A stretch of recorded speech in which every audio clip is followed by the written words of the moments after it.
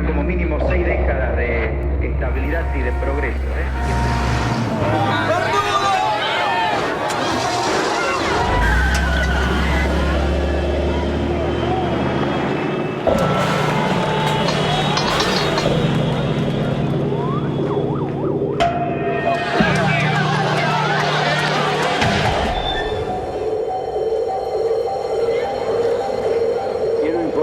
Que ante eso he decretado el estado de sitio en todo el territorio nacional.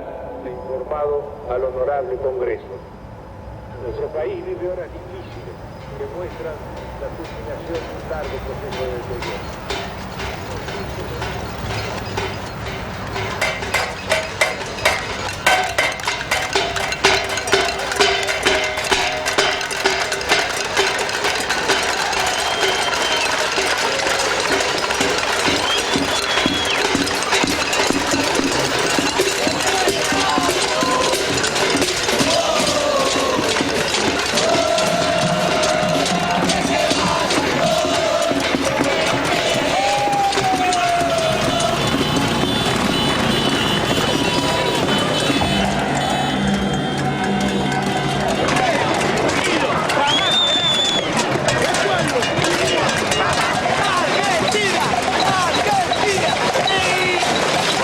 Después de muchos años, cuando el país parecía sumido en la apatía, estalló la insurrección. Era la patriada espontánea de los nadies, que haciendo sonar sus cacerolas, se derramaba por los barrios y ocupaba la ciudad de las instituciones y los bancos. Terminó de hablar y la gente se volcó espontáneamente. Acá no convocó a nadie. Yo tengo 50 años, hace un mes y medio que no trabajo y laburé todos los días de mi vida, todos los días. Que no quiero el estado de sitio, porque no quiero ser una súplica del Fondo Monetario Internacional.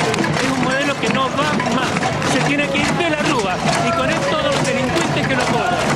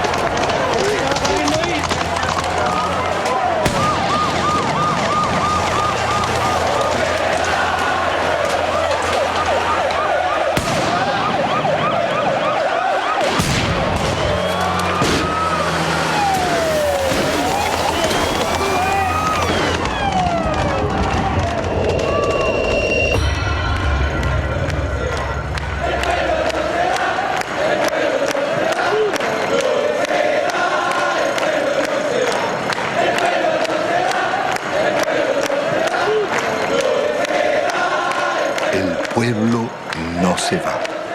Son trabajadores, amas de casa, empleados, jubilados y estudiantes, herederos de aquellos que por décadas habían desafiado dictaduras y persecuciones, soportado ajustes y en democracia traicionados. ¿Qué había pasado en la Argentina? ¿Cómo era posible que en una tierra tan rica se sufriera tanta hambre? El país había sido devastado por un nuevo tipo de agresión, ejecutada en paz y democracia. Una violencia cotidiana y silenciosa dejaba más víctimas sociales, más emigrados y muertos que los del terrorismo de Estado y la guerra de Malvinas.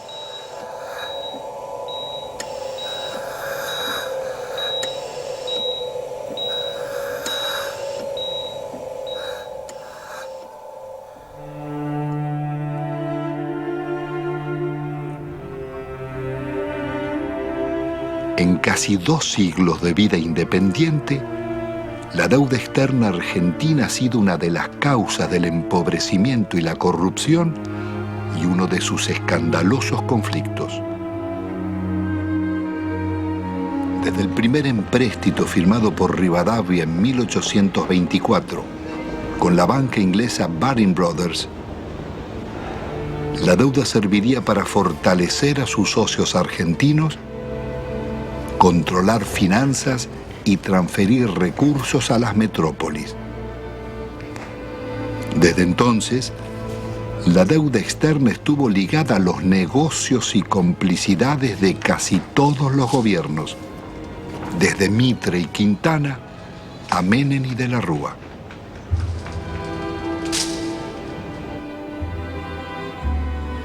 La política del endeudamiento fue gestando en la Argentina generaciones de tecnócratas y funcionarios más dispuestos a servir a bancos y corporaciones internacionales que a defender su país. Moldeados en Harvard o Chicago, Oxford o Buenos Aires, sus retratos decoran las galerías oficiales. Allí están colgados desde lobistas del siglo XIX, como Manuel García y Belaustegui, hasta los últimos directores de la banca pública, Pedro Pou, Macarrone y Colombo. Administradores de una deuda que había nacido en los años 70 con la dictadura militar. Hemos dado vuelta una hoja del intervencionismo estatizante y agobiante de la actividad. La deuda contemporánea se inicia en forma ilegítima con la dictadura militar. A pesar de que la justicia demostrara su origen fraudulento, la presión del establishment pudo más. Desde entonces, serviría para condicionar gobiernos y enajenar el patrimonio público.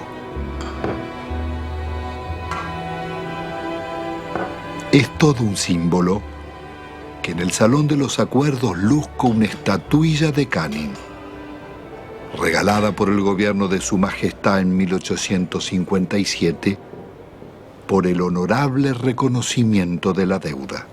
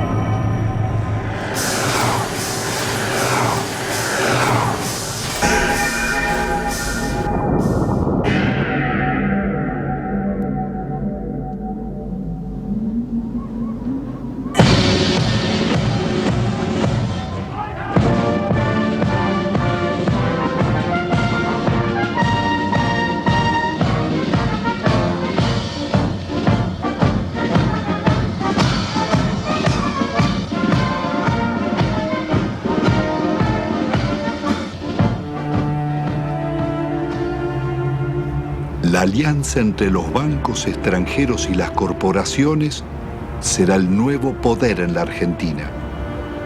Después de 7 años de plan neoliberal, el gobierno de la dictadura deja un país hipotecado con una deuda externa de 45.000 millones de dólares. La mitad es deuda privada. Son 23.000 millones que dicen deber bancos extranjeros radicados en el país, como el Citibank, el Fair Boston, el Chase Manhattan, Bank of America, el Banco de Italia, Londres, Español, el francés y el Deutsche, y también el Banco Río, el Quilmes, Galicia y otros. Multinacionales como ESO, Fiat, IBM, Ford, Mercedes-Benz, Swift, Pirelli, los grupos empresarios locales de Pérez Compán, Bulguerón y Bridas, Macri, Techin, Fortabat, Pescarmona, Gruneisin, Soldati, Cogasco, Celulosa y otras. Una descomunal deuda privada que un alto funcionario de la dictadura le pasaba al Estado, Domingo Cavallo. Doctor Domingo Felipe Cavallo. Convertido en superministro de Economía de los gobiernos de Menem y de la Rúa, sería responsable del permanente crecimiento de la deuda y de los mayores despojos que sufriera el pueblo argentino.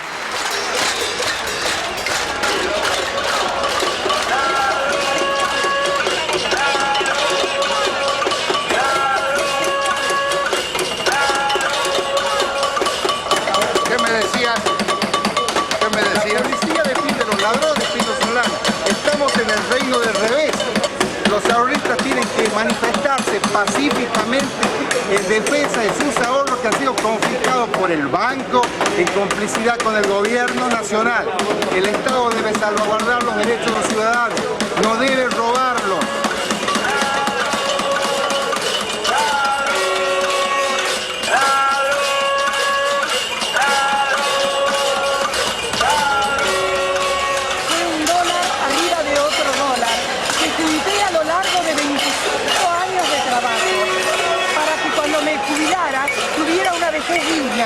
Cosa que el gobierno no me da. ¿Por qué no nos tratan los bancos como tratan a sus ahorristas en el exterior? Y yo los puse en bancos privados, porque desconfiaba de los bancos nuestros, porque ya me agarraron en el 89. Pero evidentemente soy una estúpida.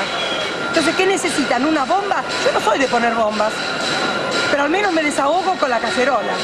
Esta cacerola le hizo puré a mis hijos para que cada vez que la vea sepa que si me roban porque ellos son unos sinvergüenzas. Pero yo luché por mis derechos.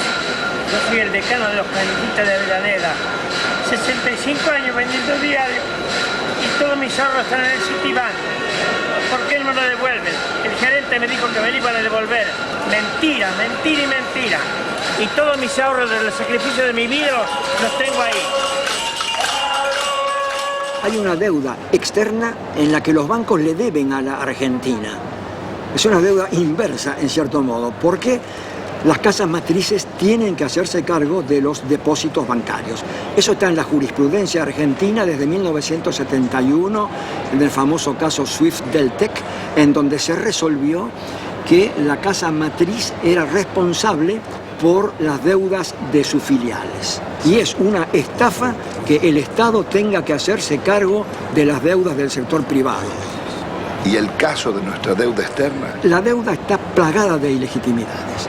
Primeramente hay una ilegitimidad de fondo. Es ilegítimo pagarle a los bancos cuando hay 18 millones de pobres y 9 millones de indigentes. Hay una prioridad humana en esto. Segundo, hay usura.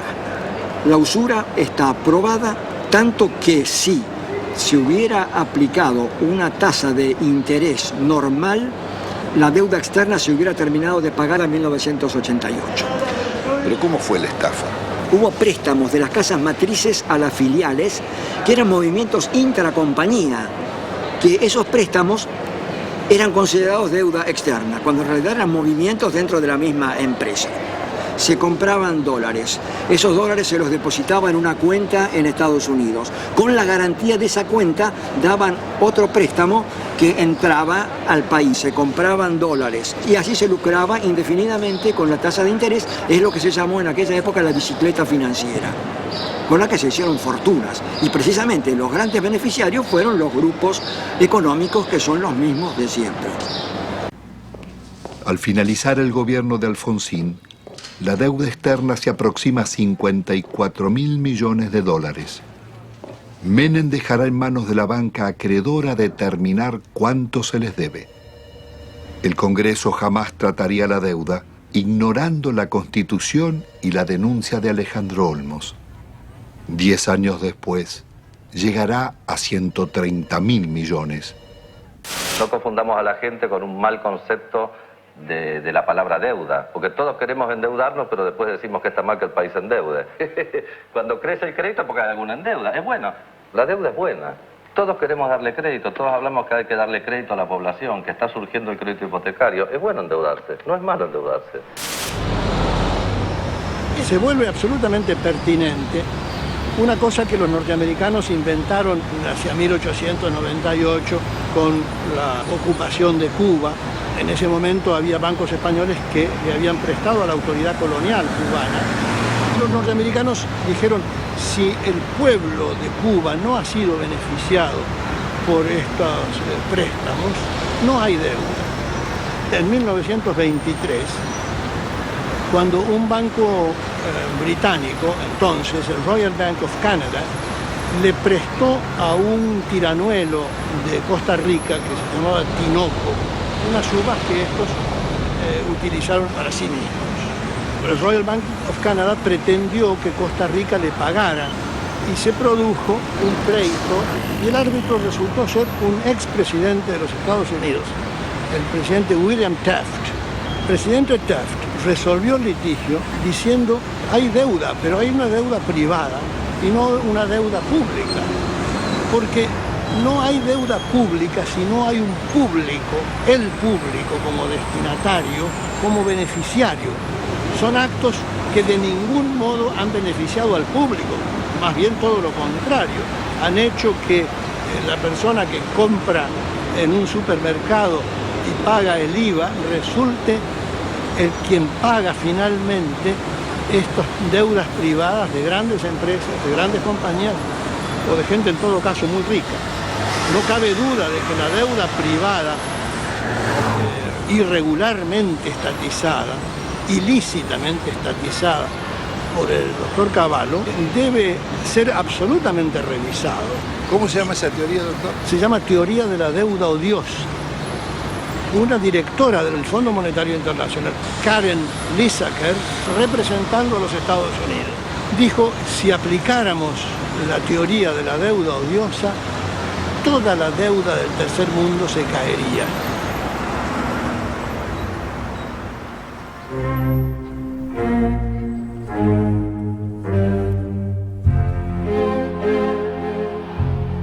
La democracia retorna de la mano del radical Raúl Alfonsín con un discurso socialdemócrata. Promete defender los derechos humanos, dar batalla contra la pobreza y demostrar que con la democracia se estudia, se cura y se come. Al balcón del histórico Cabildo de la ciudad de Buenos Aires, el presidente de la República. La enorme responsabilidad de asegurar la democracia y el respeto por la dignidad del hombre en la tierra argentina. Hemos dicho que esto significa que el Estado no puede subordinarse a los grupos financieros internacionales, pero que tampoco puede subordinarse a los privilegiados locales. Pero el Estado está en quiebra y es preciso optar. El ministro Grispum propone denunciar la deuda externa y privilegiar el crecimiento. Alfonsín lo considera inviable y cede a la presión del poder. Y esto ha de lograrse a través de un ajuste que va a ser duro y que va a demandar esfuerzos de todos. Esto se llama, compatriotas, economía de guerra. Y es bueno que todos vayamos sacando las conclusiones. El drástico ajuste se llama Plan Austral. Una vez más, millonarios recursos públicos pasarán a los bancos y corporaciones. Alfonsín actúa con un doble discurso. Promete investigar la deuda, pero ordena al presidente del Banco Central legitimarla. Promueve el juicio a las juntas militares por los crímenes de la dictadura y 2 años después, las leyes de obediencia debida perdonarán los delitos cometidos bajo órdenes superiores. Es el logro de la insurrección de los oficiales carapintadas. La población sale de sus casas y desafía los tanques.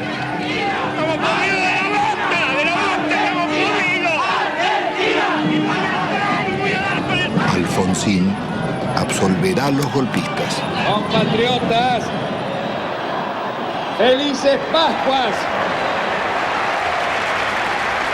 Los hombres amotinados han depuesto su actitud.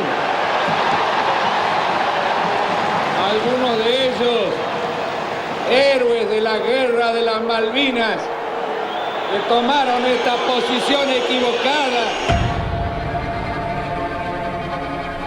La derrota electoral del radicalismo acelera la crisis. Un golpe del mercado desata la hiperinflación y se producen saqueos en los supermercados. He resuelto resignar el cargo de presidente de la Nación Argentina con el que el pueblo me honrara desde el 10 de Alfonsín debe renunciar 6 meses antes de finalizar su mandato.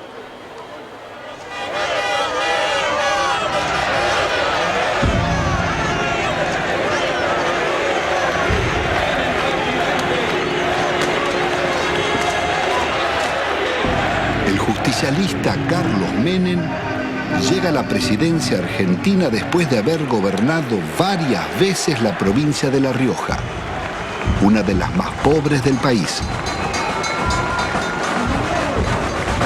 Su meteórico ascenso coincide con la caída del muro de Berlín y las ideas del consenso de Washington. De lenguaje franco y gesto de predicador, Menem promete revolución productiva y salariazo. Luce las patillas del viejo caudillo Facundo Quiroga, el tigre de los llanos.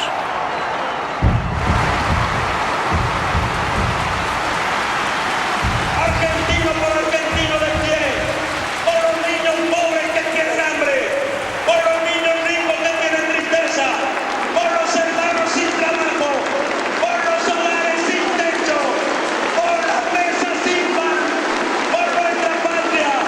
Yo les pido que me sigan, síganme, no los voy a defraudar, no los voy a defraudar, no los voy a defraudar.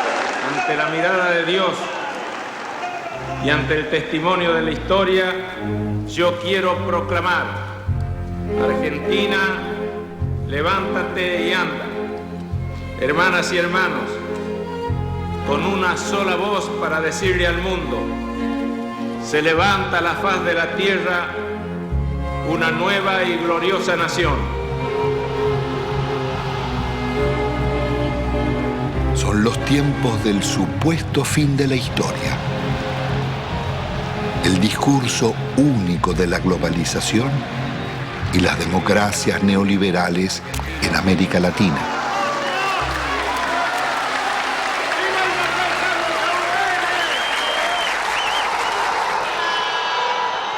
Días después, abandona las patillas y promesas reformistas y traiciona a sus votantes. El programa de gobierno será el de la minoría liberal conservadora que lidera el ex golpista Álvaro Alzogaray. Hoy todo cambió y una nueva relación ha comenzado. También una nueva forma de vivir y de pensar. Aunque todos parezcamos los mismos, un cambio decisivo y fundamental se ha instalado entre nosotros. Y es un hecho de justicia histórica que este cambio lo realice un presidente justicialista, cerrando así el ciclo que comenzó hace 40 años. Jamás nadie como Menem había osado llevar la traición como bandera, ni ejecutar con tanto cinismo acciones contra la nación. El travestismo del nuevo jefe va a pulverizar medio siglo de resistencias populares. Impone la ideología de la derrota frente al modelo global. Indulta a los jefes de la dictadura y traiciona a millones de trabajadores que soportaron la represión. Abandona el antiimperialismo popular y la política de no alineamiento de Perón y Evita para establecer relaciones carnales con Estados Unidos. Su programa será el del Banco Mundial y el Fondo Monetario.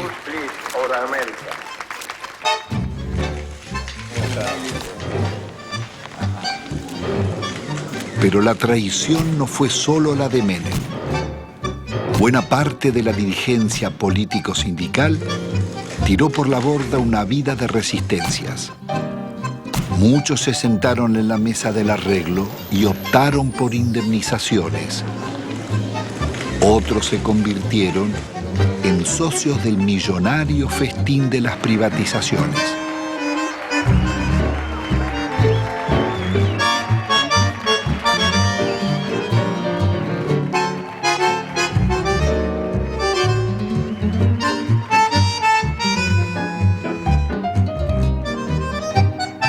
Senador Cafiero, usted que es un dirigente histórico del justicialismo, ¿cómo explica la traición de Menem?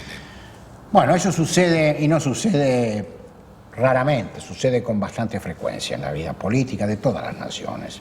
Hay un librito chiquito francés que se llama El elogio de la traición, donde se demuestra o se dice que es absolutamente intrínseco a la política la traición. Es decir, usted para llegar tiene que mentir, porque si usted dice lo que realmente piensa, la gente no lo va a votar.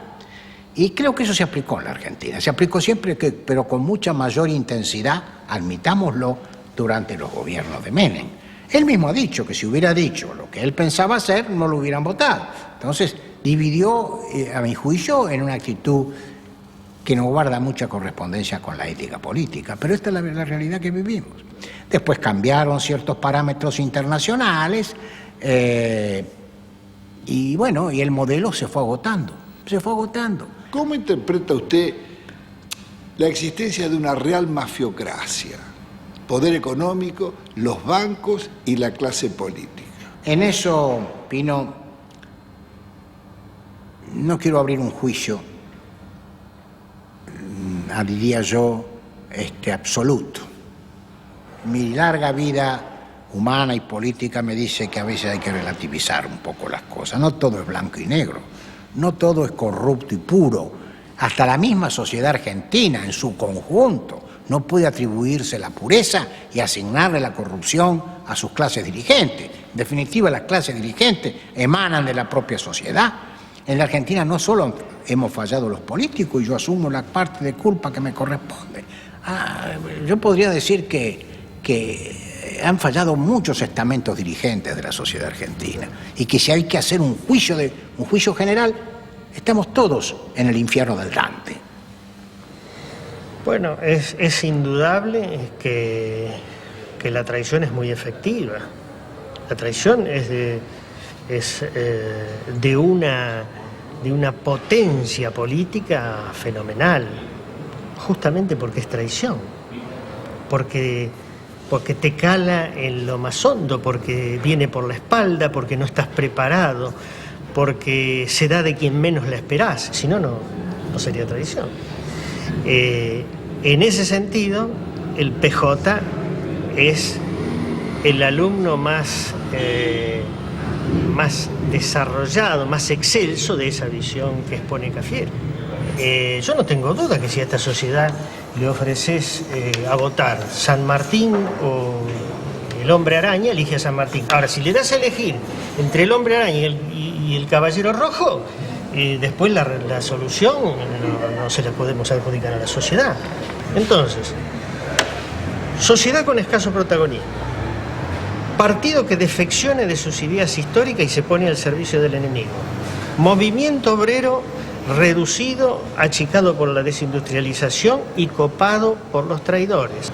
La justicia disciplinada a esas transformaciones que se iban a realizar. La oposición con escaso margen de maniobra. El resultado concreto.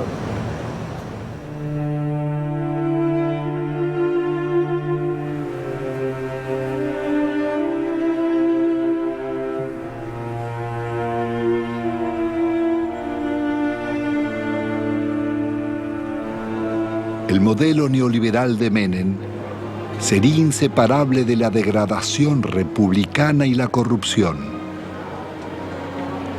Su plan político requiere una Corte Suprema de Justicia y tribunales federales adictos, más la delegación de poderes especiales por parte del Parlamento. Al mes de haber asumido, consigue su ley de leyes, la reforma del Estado, que le abre las puertas a las privatizaciones. El Senado de la Nación trata hoy una ley trascendente para el país, que por primera vez va a atacar en forma frontal las deficiencias estructurales que tiene el Estado Nacional en su conjunto y a través también de sus empresas públicas. Nuestro reconocimiento en nombre del presidente de la República Argentina, porque con este proyecto en su ejecución iniciamos la revolución productiva.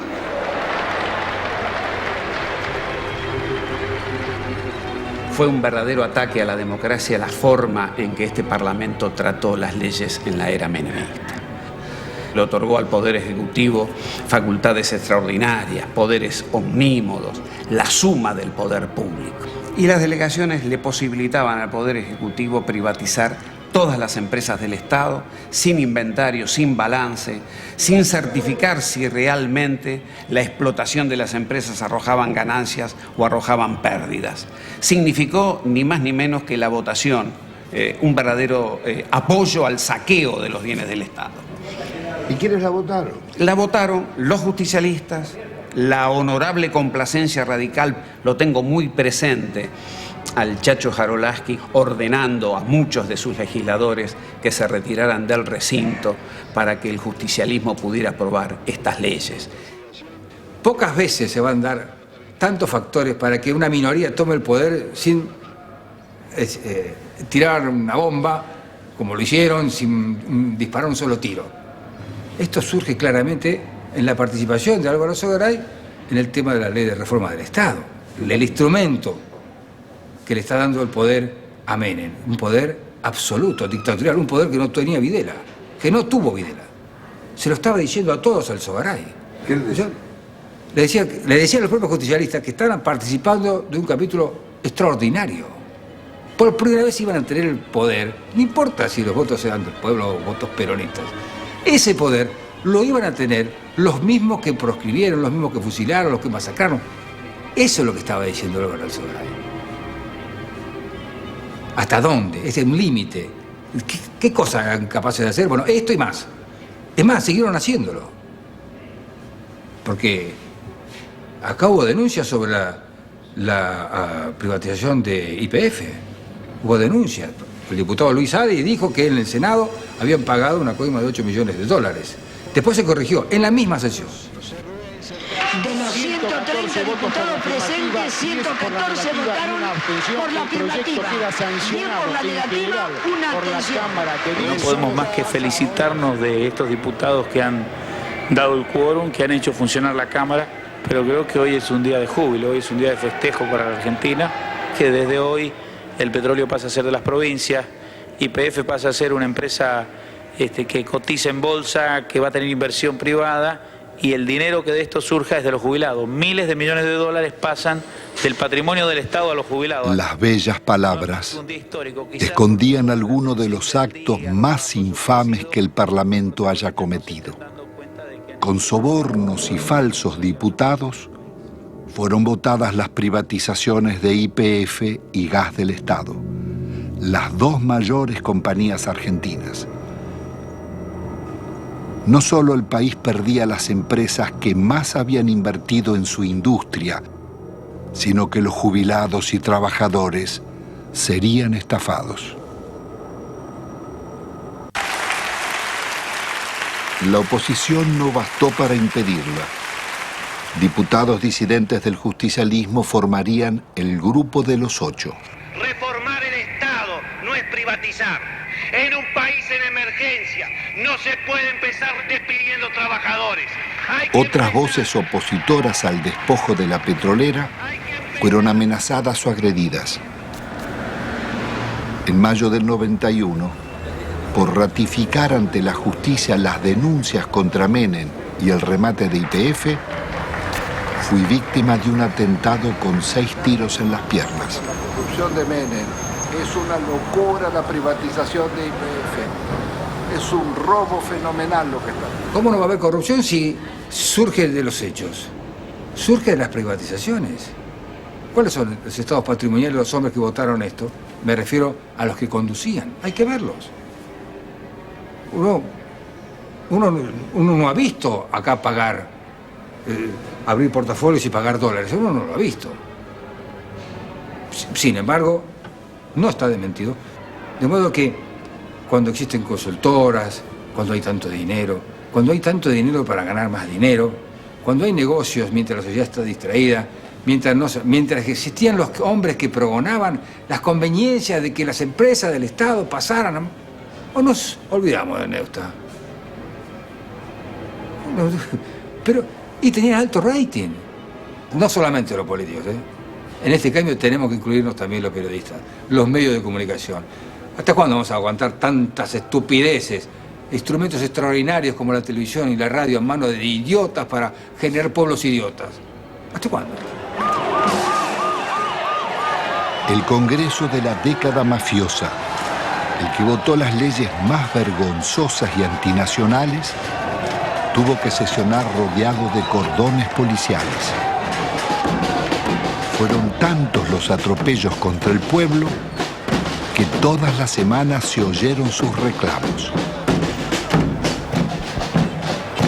Llegaban jubilados, maestros, empleados estatales, estudiantes, obreros y desocupados de todos los gremios.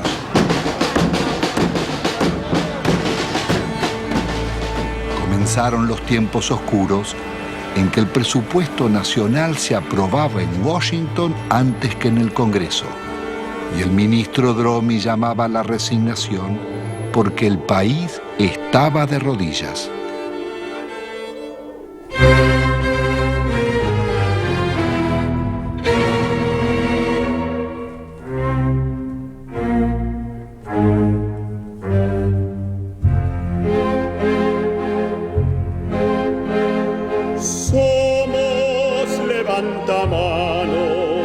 Obsecuentes, comedidos, votamos con ojos cerrados lo que nos manda el partido.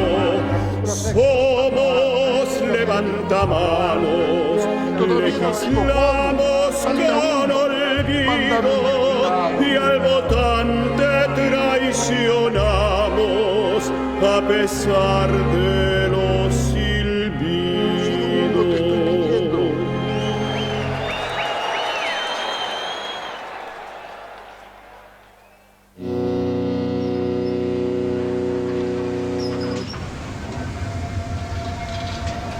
El instrumento concebido para consolidar el modelo es el plan de convertibilidad.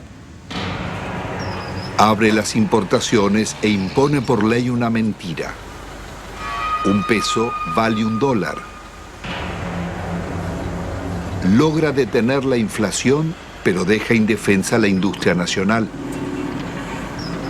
De producir el 95% de lo que consumíamos y exportar máquinas, tornos, trenes y electrodomésticos, pasamos a importar telas, carnes, lácteos, frutas o pastas.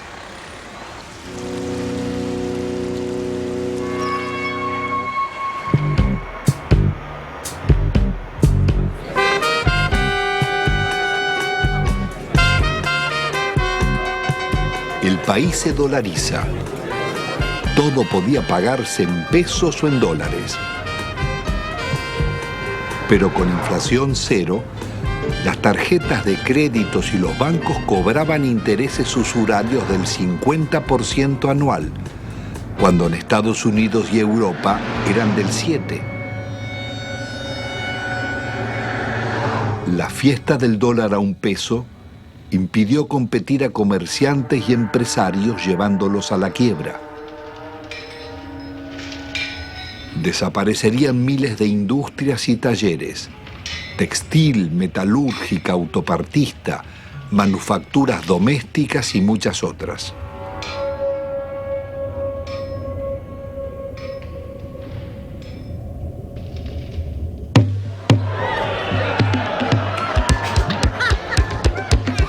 Fueron los años farandulescos de la exhibición de fortunas malavidas. Tenemos que tratar de no robar por lo menos 2 años. Es lícito la coima, es lícito apropiarse de lo ajeno. Si alguien tiene que meter la mano en la lata, la ponga despacito y chiquitito, que no se vea. La vida se privatiza y se amuralla. Nace el país de los custodios y los countries, el de los ricos y famosos. ¿Usted es peronista? Siempre fui. El pizza con champaña.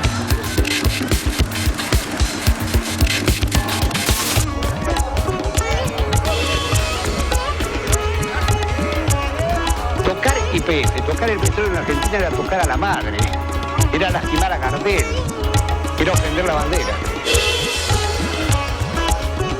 El petróleo bajo la tierra no le sirve a nadie, a ninguno. Esto pasa cuando no usas la camisa. Y yo creo que todos tenemos derecho a una cuota de frivolidad de cuando en cuando. De gran seductor que usted tiene, si le molesta un poco. No, todo lo contrario, me ayuda.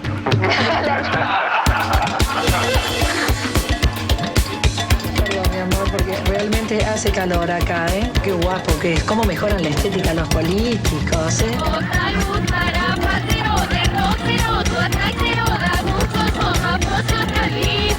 Estoy apasionado por este modelo económico, que es mentira, que produzca más pobre, que lo fabrique. Hace muchos años que vivimos acá y siempre esperamos promesas de los políticos, que más o menos los que todos conocemos acá, los encargados de la zona, nunca, pero nunca hicieron nada por nosotros. Acá nosotros, los vecinos que han tomado la iniciativa de cortar la ruta, por lo menos los encargados tomen conciencia de la realidad que nosotros vivimos. Los chicos no pueden ir al colegio. Cuando hay un enfermo al fondo, no puede salir porque no puede entrar a la ambulancia, no puede andar un coche. Nosotros queremos vivir dignamente, como merecemos. Somos gente pobre, somos gente humilde. Nosotros no queremos comprar ilusiones. Que nos venga a nosotros con un asadito, con una ropita, con una botita para los chicos.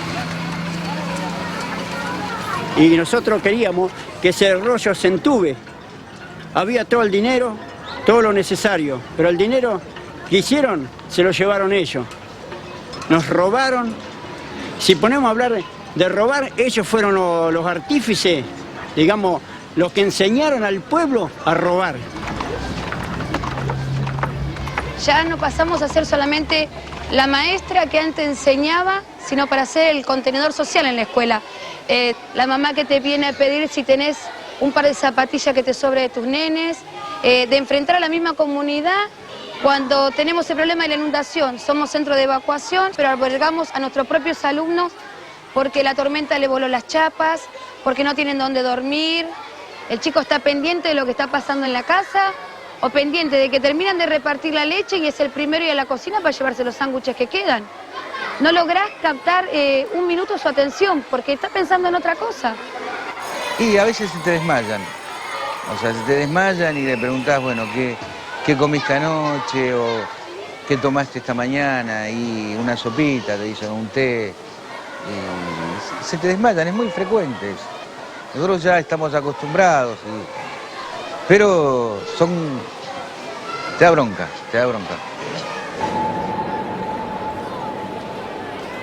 El plan de convertibilidad integraba un proyecto de dominación funcional al pago de una deuda externa que era incobrable.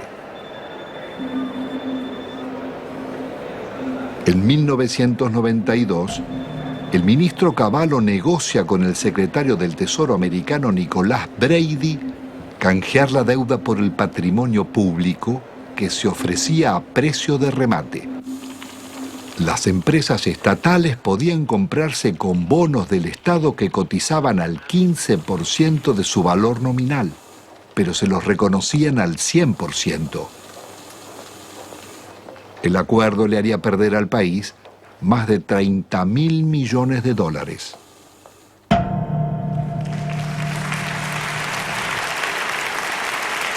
El gobierno de la Nación Argentina cumplimenta esta noche 7 cabalísticas privatizaciones, 7 sectores estratégicos del quehacer nacional. Encaramos las privatizaciones de la televisión, de los teléfonos, de instalar el sistema del peaje, de instalar la concesión vial o la concesión ferroviaria, también de privatizar las radios y de incorporar, por supuesto, la privatización de la empresa estatal de la aeronavegación. Nosotros hemos ideado un decálogo que dentro de unos días se conocerá, que es el decálogo menemista de la reforma del Estado. El mandamiento 1 son palabras de Menem, él no lo conoce aún. El mandamiento 1 está extraído de sus muchos discursos, dice así: nada de lo que deba ser estatal permanecerá en manos del Estado.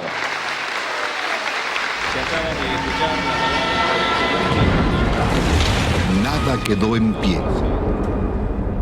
No importaba qué eran ni cuánto valían, ni cómo o por qué debían venderse.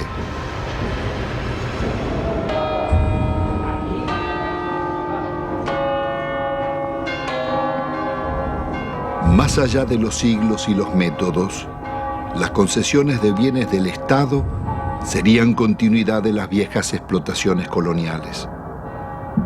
Antes fue el oro y la plata de Potosí.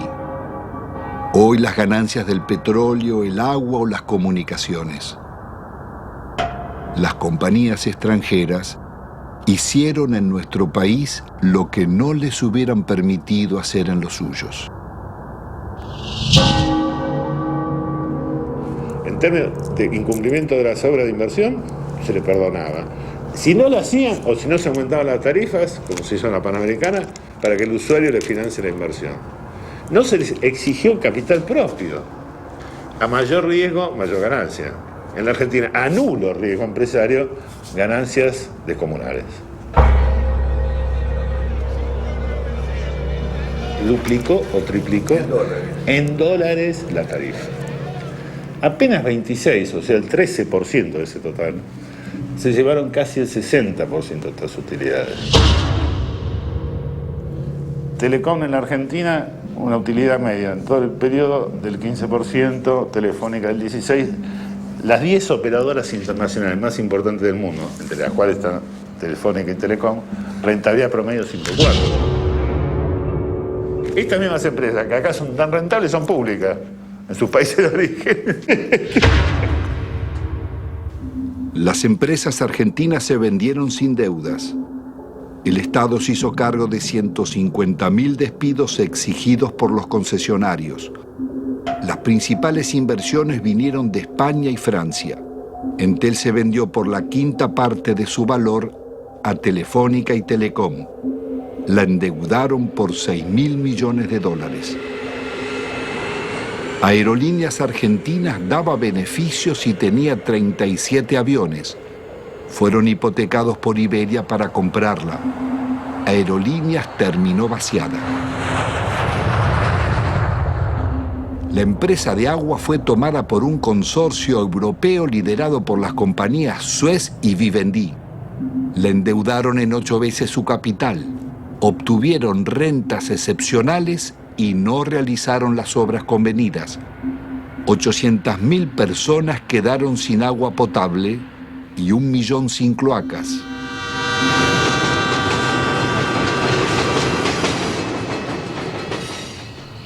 Quizás no exista en la historia nacional un vaciamiento igual al de los ferrocarriles. Fue el mayor golpe que sufrieron las economías regionales. Miles de familias tuvieron que emigrar. Había 36.000 kilómetros de vías, solo quedan 8.000. 95.000 puestos de trabajo, quedan 15.000. Después de una década, el Estado paga más subsidios que antes y debe al Banco Mundial $700 millones prestados para pagar despidos, más otros 700 millones de intereses por haber suprimido 80.000 puestos de trabajo.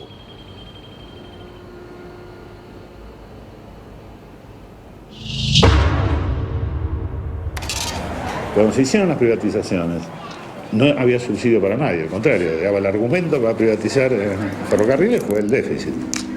Hoy están subsidiados hidrovías, los ferrocarriles, los concesionarios viales. La magnitud de subsidio recibido por las rutas nacionales fueron 1.100 millones de dólares. Y dejaron de pagar 980 millones de dólares de canon. O sea, se robaron 2.000 millones de dólares. Deben pagar un canon por el uso económico de un bien público nuestro como sociedad. Ninguno pagó el canon. ¿Quién no pagó? Ninguno, ni los concesionarios viales, ni el Correo, ni Unequian. Sistemáticamente la seguridad jurídica en la Argentina fue unilateral, es para las empresas. Pues, siempre que renegociaron en contra de los usuarios y consumidores. ¿Cuál es la razón para que siga funcionando semejante impunidad? La política. Y los negocios políticos y los acuerdos políticos. Las privatizaciones se hicieron a la medida de las corporaciones. La patria contratista financió todas las campañas electorales, todos los gobiernos, todos los golpes de Estado y realizaron todas las obras públicas.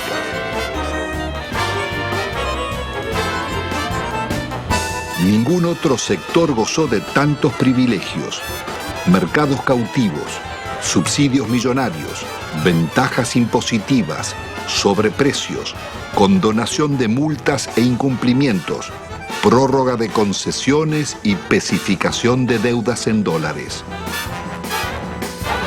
Fueron expertos para no cumplir los contratos con el Estado, defraudarlo, litigar contra él. Estos son Sogma y Sideco de Macri, Bridas de Bulgeroni, Loma Negra de Fortabat, Pecom de Pérez Compán, Techín de Roca, Benito Rollo, Pescarmona y otras.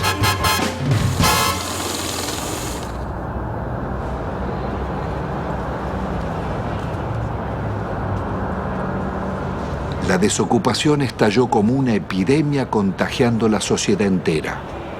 Cientos de colas de desocupados se multiplicaron por todo el país. El desempleo pasaría del 11 a más del 20% y otro tanto de subempleo. ¿Cuál es la situación de los trabajadores? Han perdido buena parte de su salario, han perdido protección social, han perdido casi todo el derecho al despido, han perdido casi la protección contra los accidentes y las enfermedades. Más de la mitad de los trabajadores están en negro teniendo en cuenta estas condiciones. Se ha llegado prácticamente a la desprotección más absoluta propia de los países más atrasados de la Tierra. Hay terror a resistir, hay terror al despido, hay terror a que mañana no tenga ninguna posibilidad de tener algo. Por eso se admite la rebaja salarial, por eso se admite el empeoramiento de las condiciones de trabajo, por eso se admite trabajar en condiciones de insalubridad. Se admite todo porque hoy perder el trabajo significa la nada, significa engrosar el ejército de mendigos, el ejército de aquellos que están fuera del sistema. Es terrible porque la situación lleva a depresiones. En el país latinoamericano que tuvo los más avanzados derechos sociales, decenas de miles de necesitados acuden a la iglesia de San Cayetano, patrono del trabajo, pidiendo ayuda. Gracias al Señor nuestro Dios.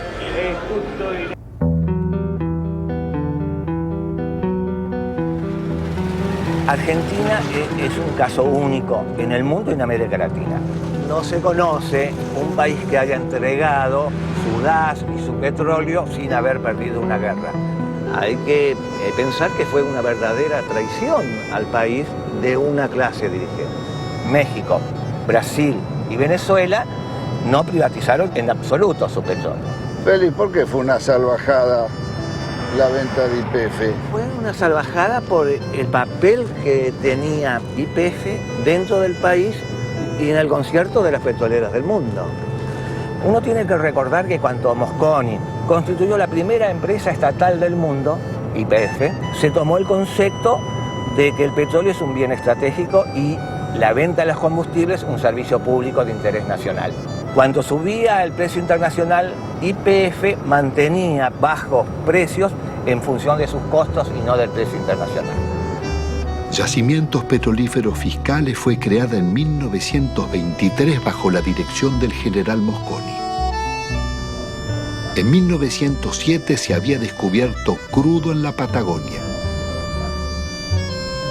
A pesar de sus detractores, la industria petrolera pudo desarrollarse sin depender del capital externo, siendo un modelo para América Latina. Fue tan exitosa su expansión que recaudaba tanto como la provincia de Buenos Aires y detectó reservas por $200.000 millones. Fue una salvajada por la cantidad de ilícitos que cometieron para privatizarla. Si se aplicara la ley de hidrocarburos, la mayor parte de las concesiones caen. Argentina podría reconstruir rápidamente una petrolera estatal si aplicaran hoy con decisión política la ley de hidrocarburos. Las áreas estratégicas donde más habíamos invertido las concedieron por 25 años por lo que esos pozos producían en 9 meses. El remate fue tan grosero que Menem mismo se llevó las acciones a Nueva York para venderlas. A 19 pesos una acción que costaba 38 y 350 millones de acciones por 19 pesos tenés la estafa del país. Fue tan grande la estafa que se contrató a la empresa McKinley para que rebajara las reservas argentinas y al año siguiente se subieran al mismo nivel que se tenía anteriormente. Vendieron un área con una reserva, supongamos, 100 y la reserva del área tenía una reserva de 140. El monopolio de las 4 empresas nos ha castigado con las tarifas más caras del mundo y paga regalías de las más bajas del mundo. ¿Pero y quién controla los pozos? Sacan lo que quieren. Sí, y hacen simple declaración jurada. ¿Cómo? Por simple declaración jurada nos informan a los argentinos lo que está haciendo. El valor de las reservas y de lo que está bajo tierra y el valor de las instalaciones se lo regalaron. No hubo que montar nada. Estaba el área con los muchachos adentro, con los equipos adentro y estaban los caminos donde se colocaba el petróleo iba a tal caño, iba a tal otro caño. Toda la que está era la excelente infraestructura que habían tenido las empresas del Estado, especialmente YPF. Si acá no se construyó nada porque las empresas del Estado, tan castigadas, trabajaban con un horizonte de planeamiento para los próximos 20 años, cosa que se olvidó. Están disfrutando de eso. Si están viviendo del crédito que le dejaron las empresas del Estado en cuanto significa bienes de infraestructura, petroleros y gasíferos. Esta es la realidad de la Argentina.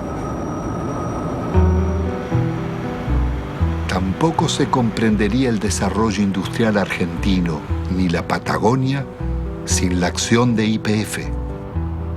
Había desarrollado gasoductos, acerías, caminos y usinas e hizo nacer decenas de ciudades promoviendo el progreso social de sus poblaciones. Ahí estaban, entre otras, Comodoro Rivadavia, Caleta Olivia, Cutralcó y Plaza Huíncul, que fuera el primer campamento petrolero de la provincia de Neuquén. Bueno, todo esto que está desolado, que está tapiado, que está abandonado prácticamente, era lo que era Campamento 1 y este sector era la administración, el corazón de YPF. Y esto a partir de la privatización, la gente se comienza a ir porque tiene que buscar otros medios de vida, por eso se producen los abandonos de los hogares, digamos, se buscan otros horizontes. ¿Se ganaba bien? No, si los sueldos eran, no teníamos ningún problema. No había problema de salario acá, de necesidades. Nunca nos faltaba un peso a nosotros.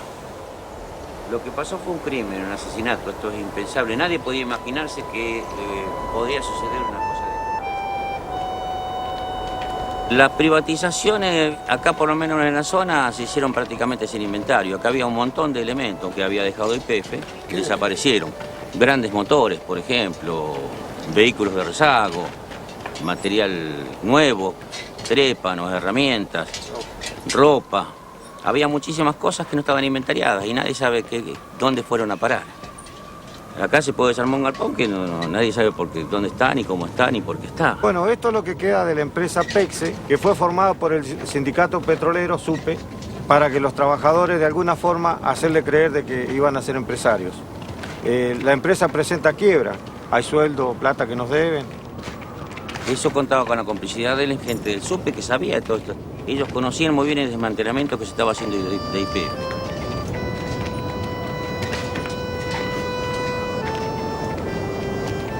Y si la gente agarraba 40, 50 mil dólares y aunque lo echaran de la empresa y le hacían por ahí hacer un curso de repostero, de computadora, de cualquier cosa, durante un año donde le estaban pagando. Entonces la gente por ahí aceptó la privatización y aceptó el despido, sin pelear. Porque claro, tenía la plata en el bolsillo. Lo que pasa es que esa plata después se la fue gastando. Se compraron vehículos, se ampliaron casas, se pusieron kioscos, negocios. Mucho desocupado. Muchísimo desocupado. Nosotros podemos hablar de 5.000, 7.000 desocupados o más. No hay censo. No hay censo serio que nos diga hay tantos desocupados. Pero sabemos que son miles los desocupados. Sabemos que somos miles los que estamos subocupados y que vivimos a medias. Pero los desocupados no solo fueron los de YPF. A ellos se sumaron otros miles de las industrias y comercios que cerraban. Años después, en el invierno del 96, Utralcó protagonizaría una pueblada.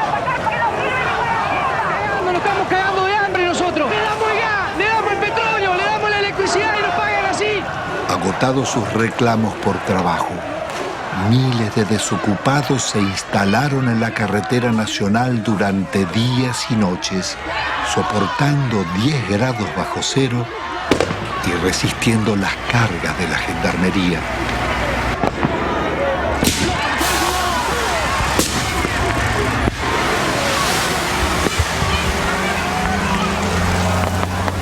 Con una victoria, estaban haciendo el movimiento piquetero y su primer corte de ruta. Me retiro del lugar y las fuerzas que vinieron conmigo también. La juez ordenaba el retiro de la gendarmería. ¡El pueblo ganó! ¡El pueblo! ¡El pueblo ganó! ¡El pueblo ganó! ¡El pueblo unido jamás será vencido! ¡El pueblo unido jamás será vencido!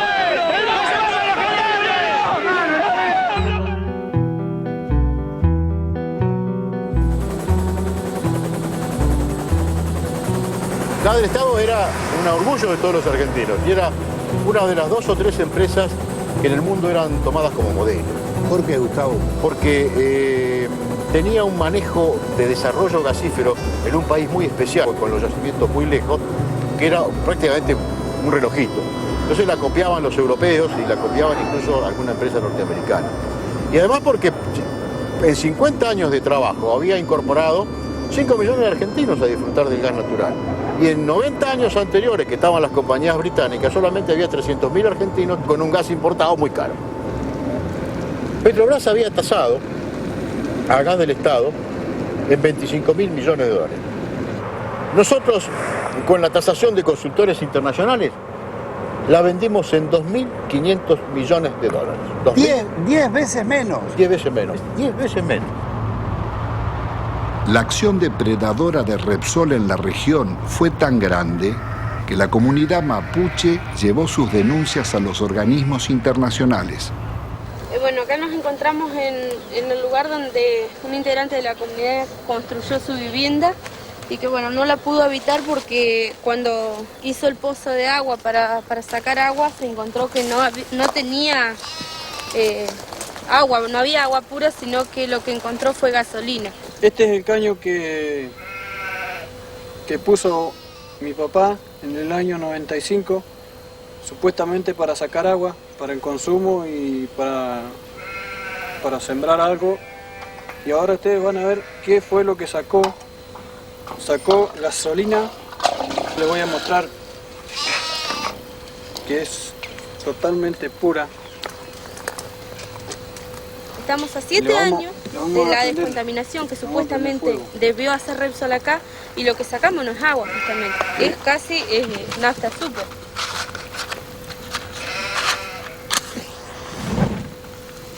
Ahí está. Esto no solamente acaba en 55 hectáreas, sino está toda la napa contaminada del agua. De acá hacia abajo, donde da el curso de la napa, el agua se va hacia abajo.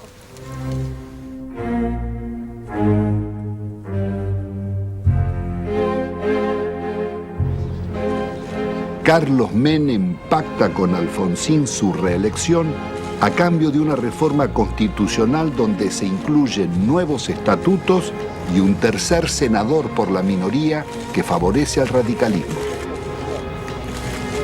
El Pacto de Olivos o Pacto del Bipartidismo se realiza sin consulta ni debate, de espaldas a la ciudadanía para garantizar la continuidad del modelo.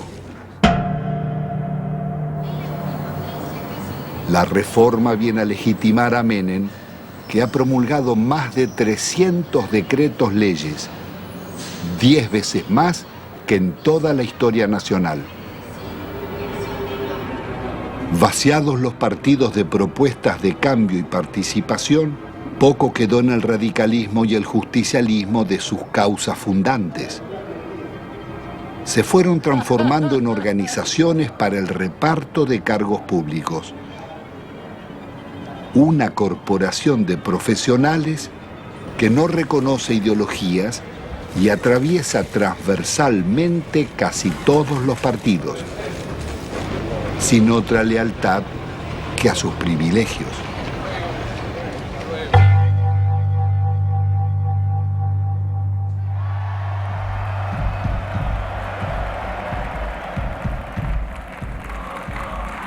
De la otrora poderosa Confederación General del Trabajo, solo queda el eco de antiguas multitudes. Su asociación fervorosa con Menem terminaría vaciando los gremios de trabajadores.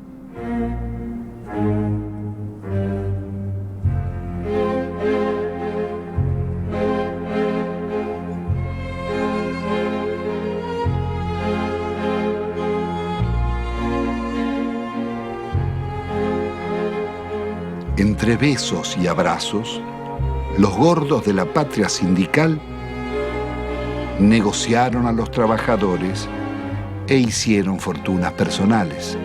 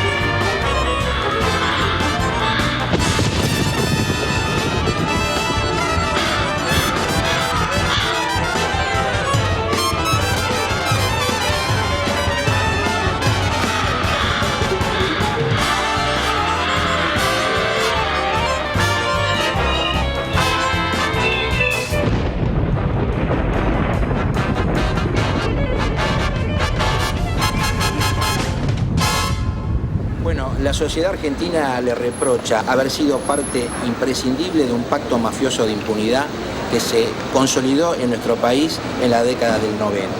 Se le reprocha haber admitido, haber legitimado el remate de las empresas públicas al mejor postor y de una forma realmente a precio vil. Se le reprocha el despojo de los derechos de los jubilados, el despojo de los derechos de los trabajadores, haber justamente brindado impunidad a los políticos que han delinquido en la función pública. En las últimas décadas, Ninguno de los altos funcionarios que delinquieron contra el Estado fue condenado.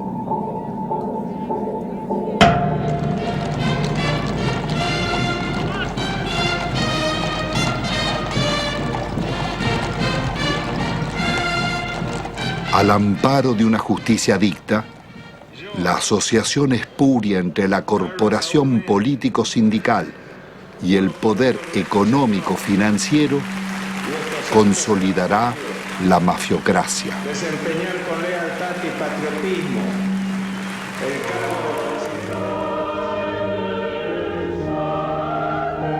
Señores, menuda tarea es la de conducir la marcha de un país, sobre todo en los tiempos difíciles y complejos del mundo actual, cuando términos como patria, bien común, moralidad, respeto al otro y amistad social se encuentran en baja o desmonetizados.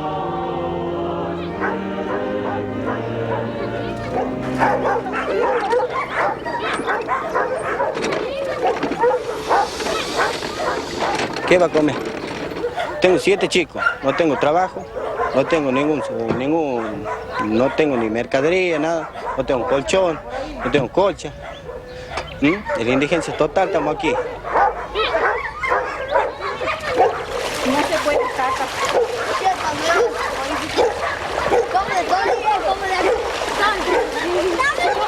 Así la cayendo de las casillas. No tengo nada por aquí. No me pasa y ve. ¡Chica! La condición que yo estoy viendo, miren cómo se me ha mojado todo. No tenemos ayuda de nada. No sé, se creerá que somos perros, no sé qué se creerán que son los hijos de nosotros. A mí jamás me han ayudado con nada. Yo no tengo ningún plan, a mí no me dan ningún plan. No me pagan nada, no tengo nada. A mi chiquita les doy de comer polenta, yo olvido, eso les doy de comer. O mate cocido, porque no tengo. La verdad no tengo. Usted mismo ve, se me moja todo porque no tengo con qué me dan una casilla. Nadie me da una casilla. Siempre han prometido, sí, me han anotado todo, pero no me han dado nada. Nunca, a mucha gente, a la señora que está ahí, a toda ella. Doña Mariela, usted también venga después. Tengo una cosa, no sé, mi hermana a mí me dice, andate al médico, todo, porque está muy mal, está flaca, está todo. Pero sabe que yo, es una cosa que yo ya no aguanto más, porque la situación como está, que no hay trabajo, y que yo no tenga que darle de comer a mi hijo, a mí me duele un montón. Tiene que ella me pregunta, mamá, ¿qué vamos a comer? Y yo, ¿qué les voy a contestar? No hay, no tengo. Ellos no entienden, son chicos, pero uno le tiene que decir la verdad. Tiene que decir la verdad, pero bueno, a mí me duele decir que no tengo que darle de comer, pero es la verdad.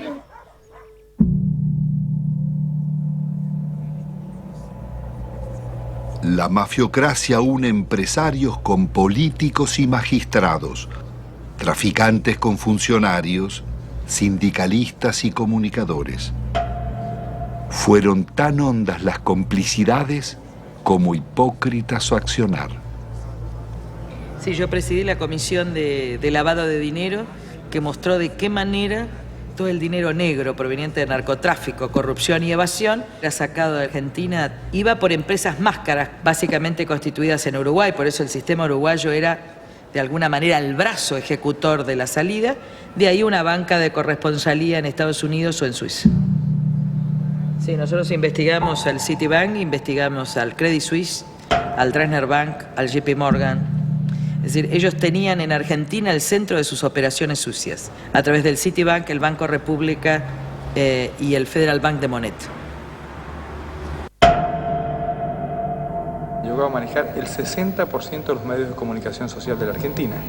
Además, de los medios de comunicación, por ejemplo, canales por cable, Telefe, Azul Televisión, Radio Continental, Editorial Atlántida, torneos de competencias y distintos canales por cable al interior, Cablevisión, además de ser el controlante del paquete accionario de Telefónica de Argentina. Así que no solamente eran los medios de comunicación, sino las telecomunicaciones en Argentina. Obviamente con una fuerte llegada al poder político y sobre todo a la Suprema Corte. Recordemos el famoso fallo de la Suprema Corte para habilitar el rebalanceo de tarifas telefónicas que benefició a Telecom y a Telefónica de la competencia internacional. Y que sospechosamente en esta investigación que realizamos en Estados Unidos, uno de los miembros de la Corte, el primo hermano del abogado de Moneta, terminó con un depósito de $800.000 hecho en el Citibank de Nueva York. ¿En cuánto se calcula el vaciamiento o el giro por las comisiones de las privatizaciones? Entre 5.000 y 10.000 millones de dólares. ¿Y quiénes son los responsables? Hay 3 personajes centrales, Cavallo, Menem y Cohen. Es decir, en el periodo de los últimos 10 años. Y un banco lavador, el Banco General de Negocios. Ahora, también detectamos nosotros coimas pagadas al gobierno de Alfonsín, básicamente al Banco Central de la República Argentina por parte del BCCI, un banco lavador de narcotráfico que después financió el 80% de la campaña de Menem. Queda clara la complicidad entre la clase política, el narcotráfico y finalmente la política también de exacción. El saqueo de fondos públicos a través de retornos y sobreprecios fue norma en las contrataciones del Estado. Se calcula que más de un 20% de la inversión pública se diluyó en comisiones. El ministro Manzano, aludiendo al presidente, diría: robo para la corona.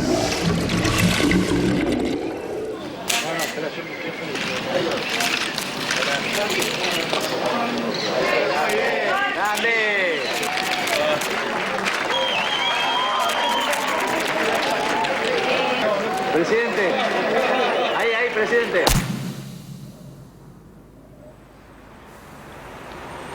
Uno de los mayores focos de corrupción fue el PAMI, Obra Social de los Jubilados. La oscura trama delictiva de contrataciones con empresas pertenecientes a funcionarios sobrevivió varios gobiernos.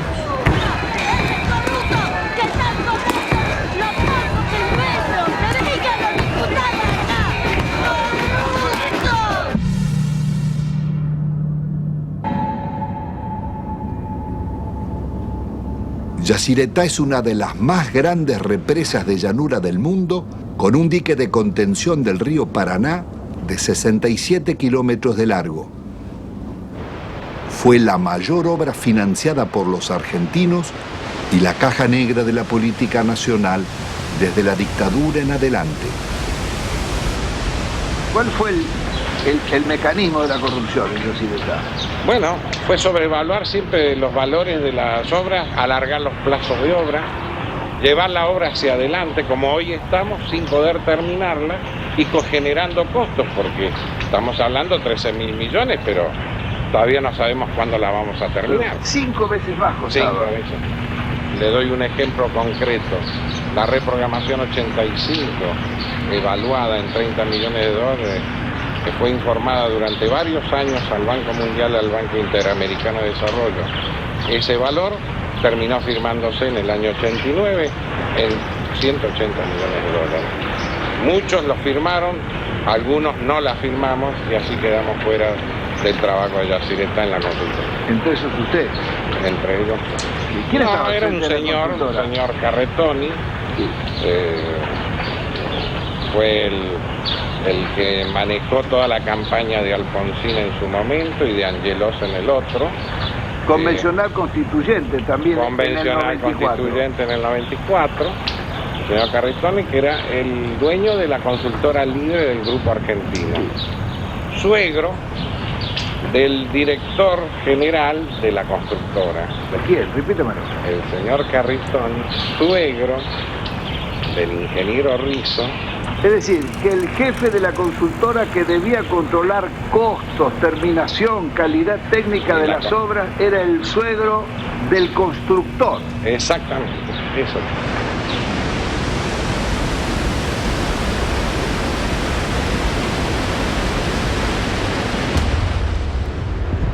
La Argentina enviaba armas rumbo a Ecuador en guerra con Perú, en momentos en que la Argentina era garante de la paz entre Ecuador y Perú. Violábamos también con armas hacia Croacia y hacia Bosnia, violábamos la disposición de Naciones Unidas para esta maniobra, fabricaciones militares, conducción del ejército argentino, fábrica militar de Río Tercero, por donde pasaron la mayor cantidad de armas que venían desde el norte argentino con zona liberada.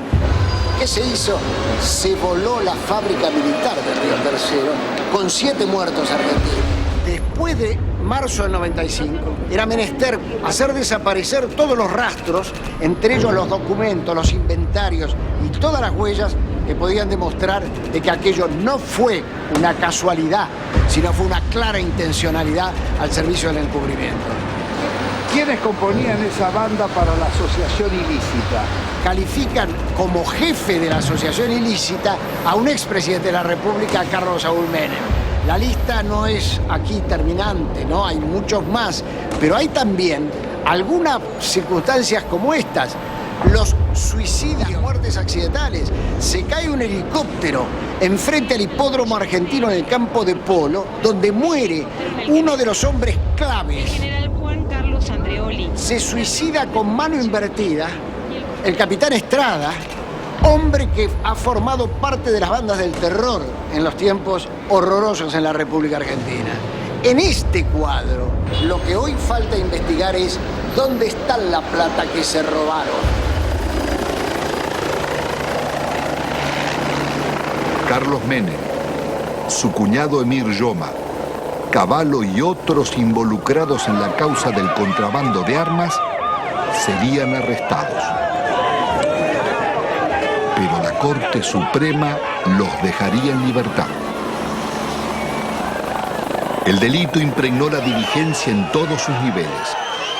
Ministros, jueces y altos funcionarios fueron llevados a la justicia por causas de corrupción, como los justicialistas Alberto Coan, Gerardo Sofovich, Juan Carlos Alderete, Matilde Menéndez, María Julia Alzogaray, Carlos Grosso, Claudia Bello, Triaca, Dadone, Grisanti, Amira y Emir Yoma, Vico y Espadone, los funcionarios radicales Del Conte, Mazorín y muchos otros, y los candidatos presidenciales Angelós y Masachesi. Me pongo al frente de lo que hace a combatir la corrupción. Las anteriores amenazas se referían a una causa por exportaciones de oro, donde se generaron aparentemente créditos fiscales ficticios. Si no querés que te arruinemos en el trabajo y la vida, deja de romper las pelotas, me corta en el brazo. Durante los años de Menem, las mafias se desarrollaron bajo la complacencia del gobierno y seguirían actuando después. Su accionar dejó decenas de secuestros extorsivos, asesinatos, robo de vehículos, muertes dudosas o por gatillo fácil, falsos accidentes y suicidios nunca esclarecidos.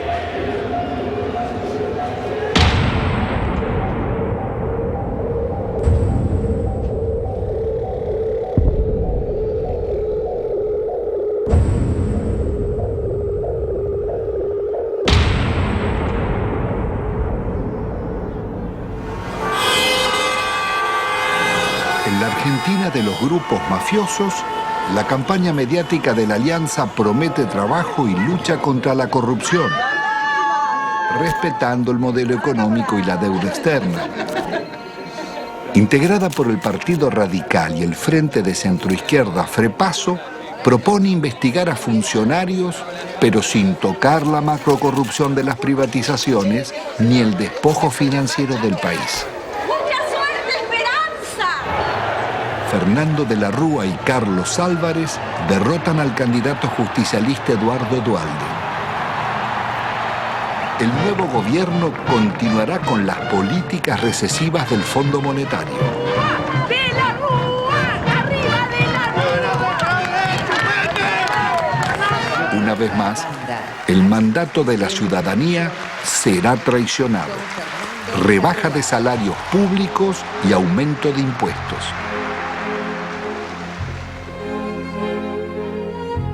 De la Rúa viaja a España llevando la prórroga de la concesión del yacimiento de gas más rico del país, Loma de la Lata, para la petrolera Repsol. Una riqueza de 50.000 millones de dólares que es entregada, violando la ley, por solo 300 millones. El gobierno soborna al Senado para votar la ley de flexibilización laboral. El vicepresidente Álvarez no cuestiona la ley, sino el soborno, y pide investigar. Presento mi renuncia indeclinable al cargo de vicepresidente de la Nación, para no perjudicar al presidente ni alterar la vida institucional. Álvarez abandona a sus votantes y promueve el regreso de Cavallo. Ungido superministro, renegocia la deuda externa. La operación llamada Megacanje es otra gran estafa que le costará al país 55.000 millones de dólares. El milagro argentino terminó en una catástrofe social. Los planes de Cavallo liquidaron a la clase media, hicieron más ricos a los ricos y más pobres a los pobres. El 60% de la renta quedaba en manos del 10% más rico.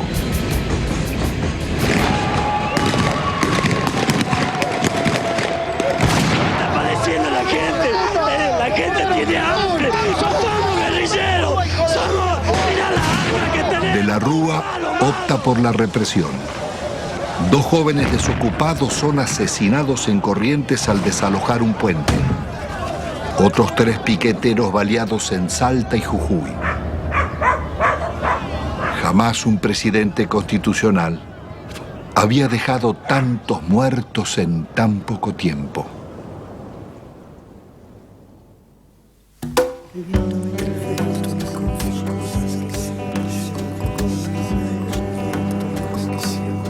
El viento me confió cosas que siempre llevo conmigo. Me dijo que recordaba un barrilete y 3 niños. Que el sauce estaba muy débil, que en realidad él no quiso. Que fue uno de esos días que todo es un estropicio. Iba cargado de culpa y seguía confesando. En su lomo de distancia no cabalgaba ni un pájaro. Era un fantasma ese viento, un alma en pena penando, y en ese telar de angustias tejió sus babas el diablo. Aquí se pudo prever con exactitud qué iba a pasar luego de cada ajuste económico que existía en el país. Los famosos ajustes, estos desde la época de Alfonsín, de Menem y demás, cada ajuste significaba la irrupción en el hospital de una cantidad enorme de desnutridos, de niños desnutridos y de sus familias. Entonces era como decirse uno a otro, mirá, esperemos, todos 3 meses hay que preparar cama. Venía una cantidad impresionante de chicos desnutridos. Hasta que nos hartamos y en el año 82 salimos a la calle e hicimos un gran movimiento que salió en todos los diarios y que interesó a todo el país. Pero la política siguió, la política del ajuste. Cada ajuste era una puñalada al corazón para un médico que venía aquí, porque sabía que después de ese ajuste, 3, 4, 5, 6 meses más, los chicos que nacían en ese periodo no iban a comer. Entonces íbamos a tener esta cantidad de chicos y de ahí nació este documento que nosotros hicimos hace poco que dice: otros toman las decisiones, nosotros lo vemos morir. Pero resulta que cuando nosotros empezamos a leer, traducíamos bibliografía del inglés. Entonces nosotros veíamos cómo se solucionaba, cómo le arreglábamos los líquidos, cómo le arreglábamos las sales, cómo le arreglábamos las proteínas. Y después ya, viendo que cada vez era más y que nos sobrepasaba, empezamos a leer otras cosas. Hasta llegamos a leer un libro argentino, Juan P. Garrahan, no sé si le suena. Dice: la desnutrición no es una enfermedad socioeconómica y cultural que se soluciona poniendo a trabajar a todos los factores de la nación. Nos dice que le vamos a dar alimento, que le vamos a todos los factores de la nación. Y ahí explotó todo, ahí ya nos dimos cuenta. ¿Qué hacemos nosotros con el desnutrido mandándolo a la casa? ¿Qué hace la nación? Claro, le damos un enfoque cientificista. Claro. Pero este último año fue una explosión atómica. Nosotros teníamos 18% de chicos desnutridos en el hospital, pasó a prácticamente el 80% de chicos desnutridos en el hospital.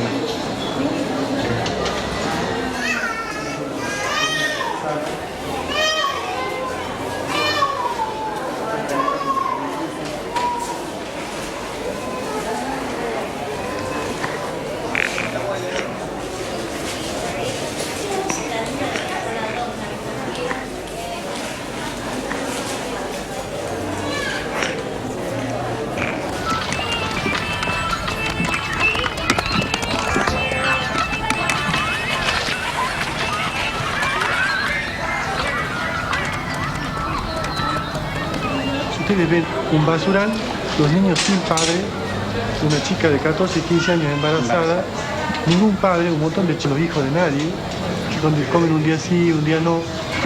Y yo le digo a esa chica que tiene 14, 15 años, mira, dale a tu nene para que la diarrea, pollito, polenta, lechecita, agua limpita. Y bueno, eso es una falta a la ética, eso es una crueldad inconcebible. ¿Cómo le voy a decir si ella está comiendo de la basura? Los chicos viven de la basura.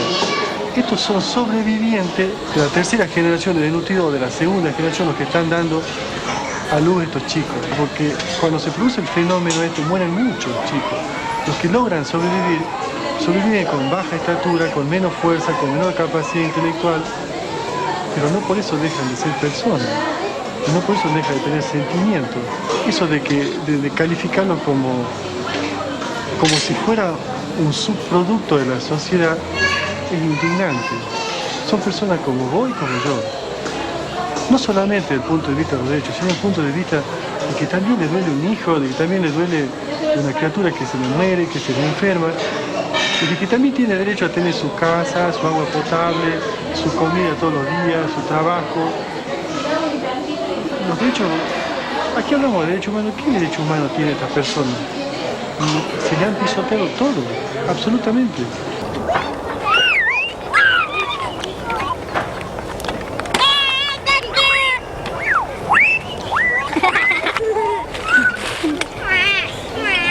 La idea que yo percibo es de que algún sector de la sociedad se está queriendo deshacer de estas personas. Y restan a ese sector de la sociedad. ¿Y cuál es ese sector de la sociedad? Está identificado, el que se llevó todo. 90% de indigentes, 10% que lo tienen todo. No sé qué modelo, esto no es un modelo, esto es una cosa de que yo tengo 54 años y es siempre lo mismo. La historia es ajustemos. El que vino no sabía ajustar y sigamos ajustando. Y se cagan todo. Y los chicos se los va corriendo como de la mesa y caen abajo y no comen nada. Lo que no se quiere ver del país, que es la gente que nace, vive y muere sin documentos, sin estar registrada, la otra Argentina, la oculta, con los que están incluidos y los excluidos. Porque con los excluidos ya no nos interesa ni rescatarlo, que no se reproduzcan, ponerle DIU, esterilizarlo, sacarlo de circulación. Todavía nadie se animó a decir no mostrarlo.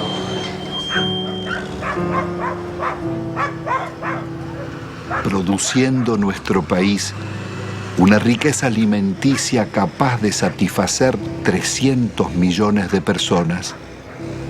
Los niveles de pobreza que denunciaba la película La Hora de los Hornos en los años 60 serían apenas el anuncio del genocidio neoliberal de los 90.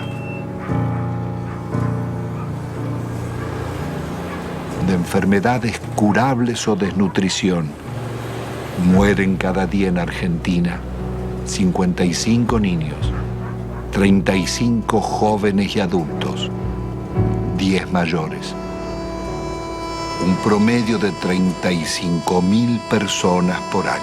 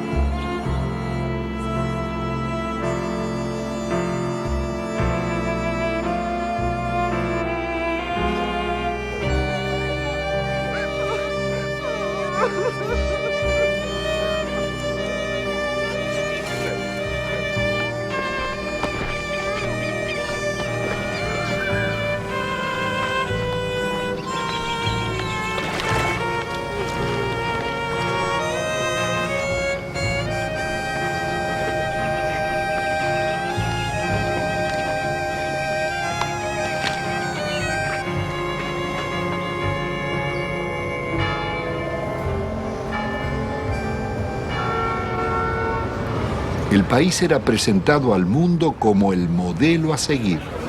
El Fondo Monetario homenajeaba a Menem en Washington por el milagro argentino. Presidente, esta foto para mí va a ser estupenda para mí. Para mí también. La suya no sé. No, sí, vamos. Ya no sé.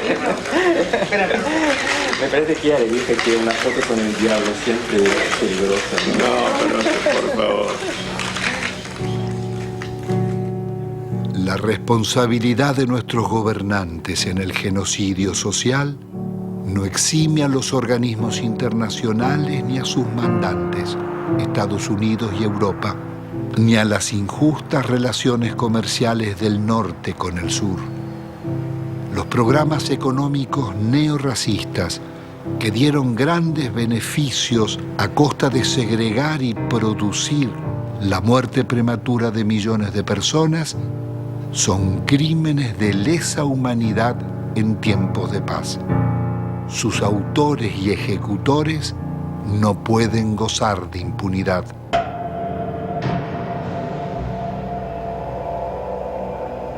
Después de un cuarto de siglo, el balance económico es devastador.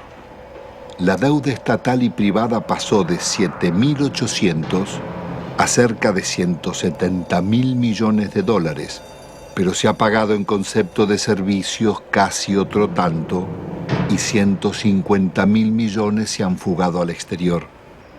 Argentina ha perdido otros 150.000 millones por los subsidios agrícolas en Europa y Estados Unidos.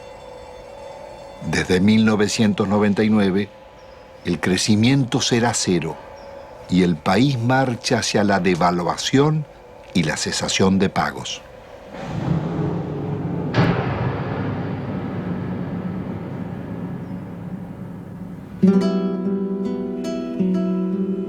Al terminar esta memoria, quizás quede el sentimiento que la realidad no puede cambiarse, o que los responsables del saqueo son los triunfadores y nosotros los derrotados. Pero la realidad fue distinta. Ni la dictadura, ni Menem, ni de la Rúa consolidaron sus proyectos, ni los bienes concesionados se perdieron para siempre porque pueden recuperarse.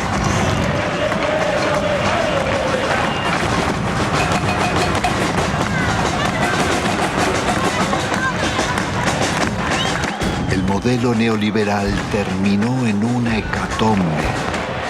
Sus responsables no pudieron vender todo lo que deseaban, ni los mayores bancos públicos, ni los grandes astilleros Río Santiago, ni las usinas termonucleares, ni Yacyretá, Salto Grande o EPEC.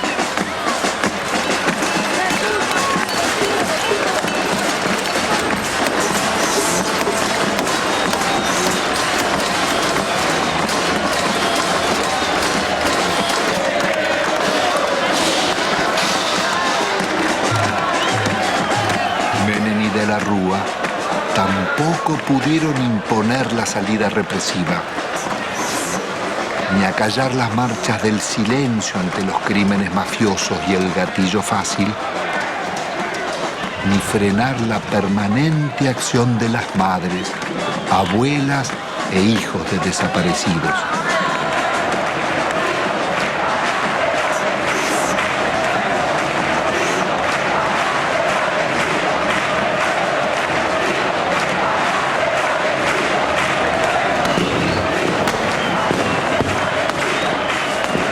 Se los impidió otra historia, la de miles de luchas y movilizaciones de resistencia del movimiento social desarrollado durante la década.